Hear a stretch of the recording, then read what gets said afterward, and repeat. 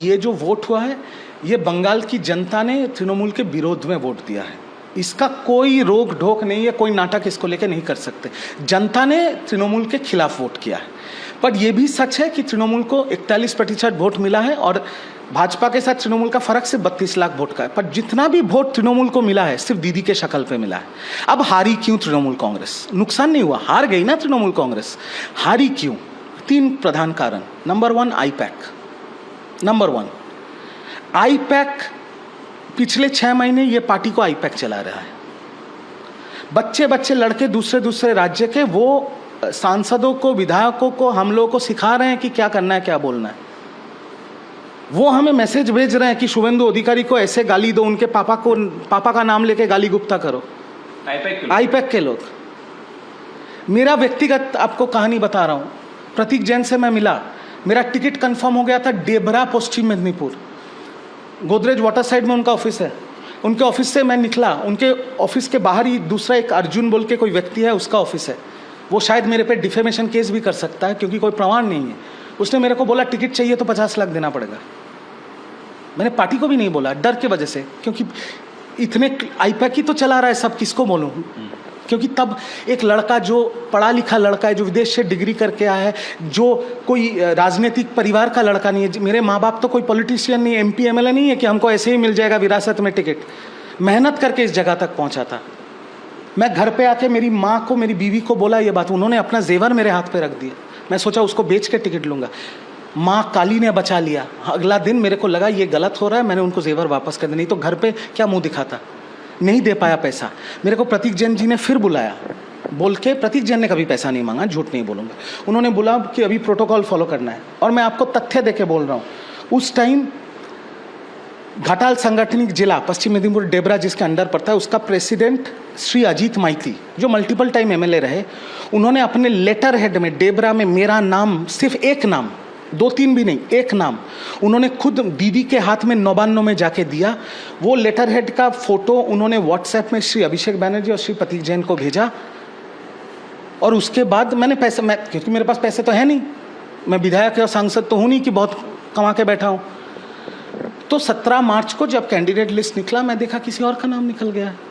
अब उन्होंने कुछ दिया है नहीं दिया वो मुझे नहीं पता। तो आईपैक जो ये कर रहा था, क्या ममता बनर्जी को पता नहीं था कि उनके पीठ पीछे ये सब? मैं इस एक टॉपिक पे सिर्फ मैं बोलूँगा कि दीदी और अभिषेक जी को इसका जिम्मेदारी लेना पड़ेगा कि कैसे आप दोनों के रहते हुए एक बाहर की संस्था पूरा एक पार्टी को कैप्चर कर लिया। जब प्रतीक जैन के घर पे रेड हुआ, दीदी दौड़ के गई अपना डेटा लेने के लिए कि मेरा पार्टी का डेटा। आज दीदी के नाम पे सुप्रीम कोर्ट पे ED का केस चल रहा है। केस का कुछ इधर उधर हो गया तो दीदी को जेल भी हो सकता है। आपको लगता है कि सुन लीजिए। और उसके बाद जब दूसरे फेज का वोट खत्म हुआ, अगले दिन सुबह आईपैक के डायरेक्टर विनेश चंडेल को बेल मिल गया। कभी सुना है भारत के इतिहास में कि लोअर कोर्ट से PMLA एक्ट में बेल मिल गया और ED ने अपोज भी नहीं किया? तो इसका क्या मतलब है? इसका मतलब है दीदी को केस खिलाया और उसके बाद दीदी निकल जाने के बाद डेटा ऐसे ही तुमने दे दिया। आज प्रतीक जैन कहाँ है? भाग गया। तो वो तो भागा हुआ है, उसका क्या नुकसान हुआ? वो तो तृणमूल से भी पैसा कमाया, कॉन्ट्रैक्ट में था, मार्केट से भी पैसा उठाया। कैसे पैसा उठाता था आईपैक? पकड़ लीजिए, एक विधानसभा है, वहां पर 4 उम्मीदवार है विधायक का, जिसका कोई चांस नहीं है उससे भी पैसा लो, और जिसका कंफर्म है उसी को मिलेगा, उससे डबल पैसा लो। तो सबका मिला के तो आ गया। और आईपैक को तो आप चैलेंज नहीं कर सकेंगे, वही तो पार्टी चला रहा है। समझ रहे हैं? ऐसे तरीके से दीदी को अंधेरे में रख के, पता नहीं अभिषेक दा को क्यों ये पता नहीं चला, ये पार्टी को खत्म कर दिया। ये पॉइंट नंबर 1 है। यह है पॉइंट नंबर 1। और दूसरा चीज मैं ANI को बोलूंगा, आप लोग पत्रकार हैं, आईपैक के जो लड़के जो आईपैक में नौकरी करते थे और एक एक जिला के प्रभारी थे, उनका आप इंटरव्यू लीजिए। वो लोग मेरे को फोन करके बोल रहे हैं, ED रेड के बाद दादा एक विधानसभा में हमने आईपैक के प्रतीक जैन या ऐसे जो लोग थे उनको हमने रिपोर्ट दिया, ये विधानसभा में 10,000 माइनस है। पर वही रिपोर्ट जब अभिषेक बनर्जी और तृणमूल कांग्रेस को दिया जा रहा है, उसमें प्लस 20,000 करके दिया जा रहा है। ऐसे पार्टी को सैबोटाज किया आईपैक, इस तरह से इस पार्टी को सैबोटाज किया आईपैक। बट इसका जिम्मेदारी पार्टी के दीदी और अभिषेक दा को लेना पड़ेगा, क्योंकि उनको तो पकड़ लेना चाहिए था ये चीज। ये पहला कारण। दूसरा कारण ये पार्टी क्यों खत्म हो गई है, क्योंकि ना दीदी, ना अभिषेक दा, ना सीनियर एमपी कल्याण बनर्जी या शोभनदेव चट्टोपाध्याय जो आज हमारे नेता प्रतिपक्ष है, इन लोगों ने कोई करप्शन नहीं किया। मैं ओपनली बोल रहा हूँ, दीदी के ऊपर कोई उंगली नहीं उठा सकता। आज तो मैं पार्टी में भी नहीं हूँ, मैं तो बोल सकता हूँ, नहीं बोल सकता। अगर मैं दीदी के खिलाफ ये बोला कि उनके साथ करप्शन का रिश्ता है तो मुझे भगवान पाप देगा, वो मैं नहीं बोल सकता। पर जो lower level cadres of Trinamool Congress, like councillor, panchayat के जो प्रधान हैं, पंचायत समिति के जो मेंबर है, जिला परिषद के जो मेंबर है, ब्लॉक सभापति जो है, ये लोग इतना लोगों पे अत्याचार करके पैसा उठाया है ना, लोग गुस्से में उनके खिलाफ वोट दिया है, तृणमूल के खिलाफ वोट दिया। और तीसरा सबसे बड़ा कारण, महिला का असम्मान। हम लोग सोचते थे पूरे बंगाल में जितनी महिलाएं हैं वो आंख बंद करके दीदी को वोट देंगे, और दीदी को उनका वोट मिला ही है। बट मैं आपको बता रहा हूं, मैं वितर्क में नहीं जाऊंगा, यही तृणमूल के जो लोअर लेवल कैडर्स हैं, ब्लॉक सभापति, पंचायत प्रधान, पंचायत समिति, जिला परिषद, इन लोगों ने महीने भर महीने, साल भर साल गांव के हिंदू महिलाओं के ऊपर जो अत्याचार किया है, 1500 से आप एक महिला का सम्मान नहीं खरीद सकते, नहीं खरीद सकते 1500 रुपए से। बंगाल की महिलाओं में दोनों हाथ से दीदी को आशीर्वाद किया था, पर उनके ऊपर जो जुल्म हुआ है, इसका ये प्रतिफलन है। अब क्या है भविष्य टीएमसी का, कैसे देखते हैं अगले 2-4 साल? मैं सिर्फ इतना बोलूँगा, देखिए मेरे मुंह से मैं पार्टी को गाली नहीं दे सकता या कोई अपशब्द नहीं कहूँगा, मैं सिर्फ इतना कहूँगा, अच्छा रहे तृणमूल कांग्रेस।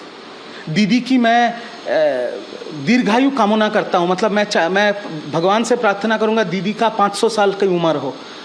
मैं भगवान से प्रार्थना करूंगा कि दीदी सुरक्षित रहे, उनका स्वास्थ्य अच्छा रहे, अभिषेक बनर्जी सुरक्षित रहे, उनका परिवार ठीक रहे, और तृणमूल कांग्रेस अच्छा रहे। पर आप मेरे को व्यक्तिगत तौर पे पूछेंगे तो बीजेपी अगले 2-3 साल, क्योंकि उनका 2029 का चुनाव है, वो नई पार्टी है, पहली बार उन्होंने सरकार में आए हैं, वो इतना काम करेंगे बंगाल में, इतना काम करेंगे बंगाल में कि तृणमूल का कोई नेता 2029 को घर घर जाके बोल नहीं सकेगा कि हमको वोट दो, क्योंकि लोग पूछेंगे क्यों आपको वोट दें। जो सरकार सत्ते में वो तो सारा काम कर रहा है, नौकरी दे रहा है, महिला सुरक्षा हो रहा है, ये वो सब कुछ, तो यही बात है। शुभेंदु दा कल शपथ लिए, आपके संबंध उनसे कैसे हैं और कैसे देखते हैं? शुभेंदु दा मुख्यमंत्री हैं, पहले बीजेपी के मुख्यमंत्री हैं। देखिए मैं एक चीज़ क्लियरली बताना चाहता हूँ आपको, देश के इतिहास में, भारतवर्ष के इतिहास में, देश स्वतंत्र होने के बाद अगर 10 ठो पॉलिटिशियन का लिस्ट बनेगा तो उसमें एक नाम ममता बनर्जी का रहेगा। और स्वतंत्र भारतवर्ष के इतिहास के अगर नेता प्रतिपक्ष का नाम लिखा जाएगा तो नंबर 1 ममता बनर्जी का होगा। पर शुभेंदु अधिकारी का सीवी, जो बायोडाटा होता है ना, हर इंसान का तो एक बायोडाटा होता है, तृणमूल में रहने के time multiple time member of parliament, multiple time cabinet minister, central cabinet minister, नेता पक्ष प्रतिपक्ष होने के बाद ममता बनर्जी को, मुख्यमंत्री को नंदीग्राम से हराया, और इस बार नंदीग्राम से भी हराया, भवानीपुर से भी हराया। तो उनका सीवी जो है ना वो और किसी का नहीं है।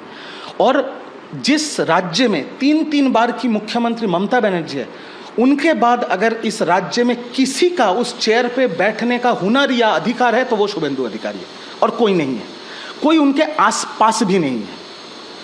जब वो टीएमसी में थे तब वो रेड रोड पे पीडब्ल्यू टेंट में बैठते थे, तब तो मैं प्रवक्ता भी नहीं था, एकदम रोड साइड कैडर था, मैं ज़मीन से उठा हूँ आज यहाँ पर, मैं फ्लैग लगाता था। तब मैं जब उनके पास जाता था ना, वो इतने मोटे मोटे फिश फ्राई खिलाते थे मुझे, इतने मोटे मोटे। उसके बाद मैंने उनको अटैक किया, नंदीग्राम में खड़ा होकर उनको अटैक किया, क्योंकि मेरे को लॉलीपॉप दिखाया गया था टिकट का, और मेरे को बोला गया था कि करो, व्यक्तिगत आक्रमण करो। फिर भी मैंने नहीं किया है, बट जितना किया है प्रवक्ता के तौर पे किया है। इसलिए मैंने अपने वीडियो से भी उनको बोला कि वोट के दौरान, प्रचार के दौरान अगर आपको मैंने व्यक्तिगत कटाक्ष किया है तब मैं इस चीज़ को लेकर माफ़ी मांगता हूँ, और इसमें तो कोई गलत बात नहीं है। और मैं ये भी बोलूँगा, शुभेंदु अधिकारी मुख्यमंत्री बन के 2 दिन हुआ है, सिर्फ 2 दिन, बट इस 2 दिन के अंदर उन्होंने कम से कम 5,000 तृणमूल कांग्रेस कर्मी का जान बचाया उन्होंने। पूछिए कैसे? मुख्यमंत्री शपथ लेने से पहले 6 तारीख को उनके पीए को गोली मार दी गई, एकदम सिनेमा स्टाइल में, जैसे हम लोग वेब सीरीज नहीं देखते मिर्जापुर वगैरह, सिनेमा स्टाइल में उनके पीए को गोली मार दी गई। अगर उस दिन हॉस्पिटल से निकल के शुभेंदु अधिकारी बोलता कि अभी बदला होगा बंगाल में, उस रात को 5,000 तृणमूल कर्मी का खून हो जाता बंगाल में। शुभेंदु अधिकारी निकल के बोला कोई कानून अपने हाथ में नहीं लेगा, हम इस मैटर को देख रहे हैं, आप लोग शांति बना के रखिए। तो शुभेंदु अधिकारी मुख्यमंत्री बन के बंगाल के लिए कुछ किया है या नहीं किया है? कम से कम 5,000 तृणमूल कांग्रेस कर्मी का जान बचा लिया, और उसके लिए मैं उनको सैल्यूट करता हूँ। आगे एक बंगाली के तौर पे बंगाल जिसकी जन्मभूमि है, बंगाल जिसकी कर्मभूमि है, बंगाल की जनता ने बहुत आस लेके, बहुत बड़ा दिल लेके उनको वोट दिया है, उनको जिताया है।